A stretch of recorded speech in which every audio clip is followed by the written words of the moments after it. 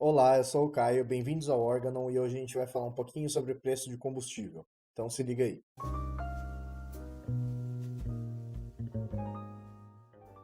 Bom, eu tenho ouvido de algumas pessoas recentemente que a alta do preço dos combustíveis, gasolina, diesel, enfim, o combustível que a gente compra nos postos, seria um exemplo, um sinal de que as privatizações não são boas para o país. Mas isso é verdade? Já digo de cara que não. E aqui a gente tem que lembrar que a Petrobras não é uma empresa privada propriamente dita. Quando a gente fala em empresas públicas atuando no mercado privado ou em regime de direito privado, a gente tem que lembrar que são duas figuras específicas, são as empresas públicas e as sociedades de economia mista.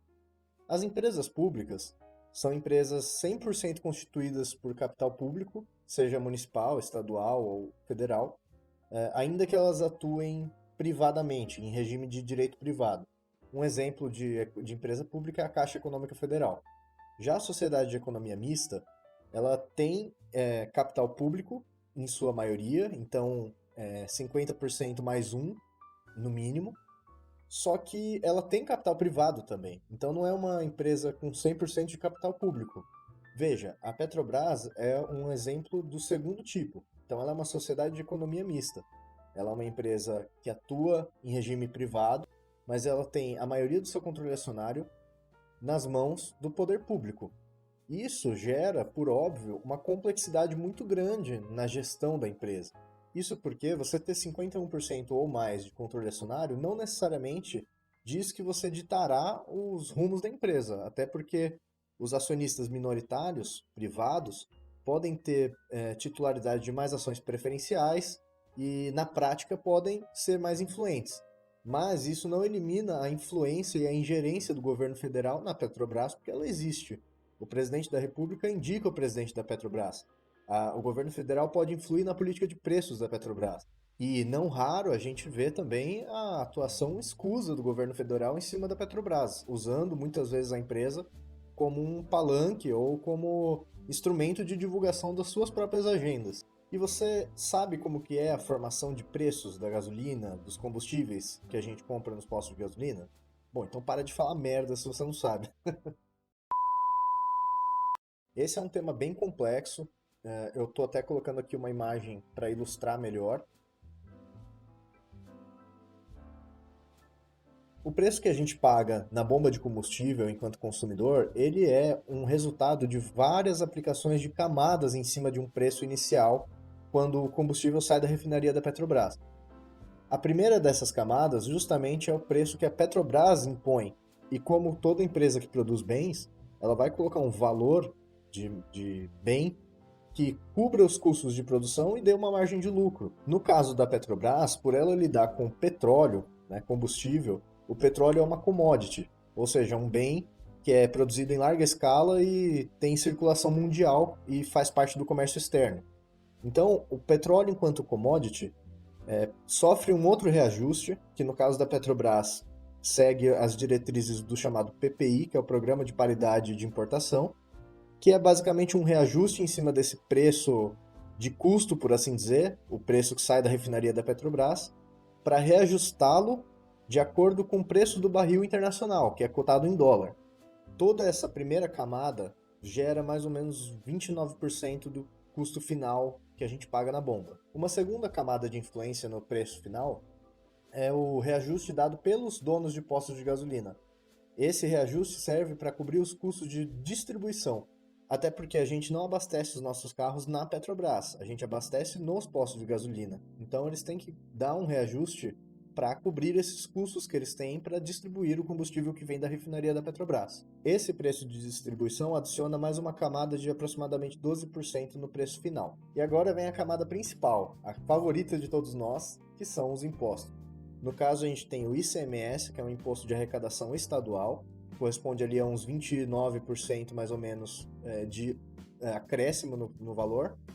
E a gente tem impostos federais também, o PIS, PASEP e COFINS, que acrescentam ainda mais 15%. Então fala-se basicamente de 44% de acréscimo só de imposto no valor final que a gente paga na bomba. Mas calma, segura a ansiedade que a gente vai falar de imposto daqui a pouquinho. Para finalizar, o valor final que a gente paga como consumidor tem ainda 15% que é referente ao preço do etanol anidro, que é uma substância que compõe a gasolina que sai das bombas e abastece os nossos veículos. Compõe aproximadamente 27% do combustível. Pessoal, esse acho que é o ponto focal do vídeo. Muitos têm falado sobre ICMS. Inclusive a própria Petrobras já fez posts e materiais de divulgação culpando a alta dos preços pelo ICMS. E esse é um discurso que está super alinhado ao discurso do governo federal, a narrativa de atacar os estados, tanto na alta dos preços como, por exemplo, na questão da pandemia, em que o Bolsonaro sempre atacou os estados e disse que os estados eram responsáveis pela piora da economia. Agora, essa narrativa está correta? Não, porque você tirar a camada que corresponde ao ICMS gera dois efeitos. O primeiro efeito é que ela quebra os estados, porque muito do orçamento estadual vem da arrecadação de ICMS. Então você realmente quebraria os estados.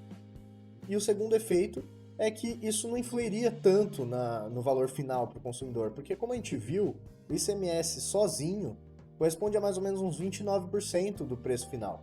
Então não daria um alívio tão grande para nós enquanto consumidores. E aí você me pergunta, mas por que então está tão alto o preço da gasolina?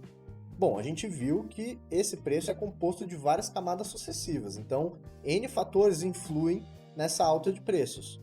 Só que um deles, certamente, é a alta do dólar. A gente não pode esquecer disso, gente. A alta do dólar, ela é gerada não só pela inflação, mas ela é gerada também pela insegurança jurídica que a gente vive. A partir do momento que a gente tem um presidente completamente incapaz, que dá sempre declarações antidemocráticas, golpistas, isso gera uma insegurança para o investidor estrangeiro que influi na alta do dólar.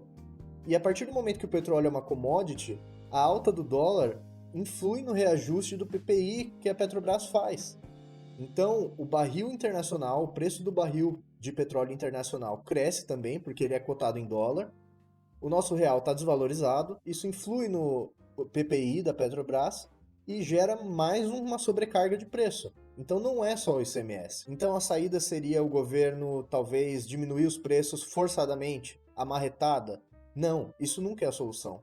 Esse tipo de atitude foi tomada pela Dilma por muitos anos, por exemplo, e foi um enorme influenciador da forte crise econômica que ocorreu no governo dela e que foi um dos grandes paradigmas para que ocorresse o impeachment. E isso não é a solução, porque a partir do momento que o governo força a diminuição dos preços, esses novos preços menores, eles são artificiais, eles não correspondem à dinâmica real do mercado.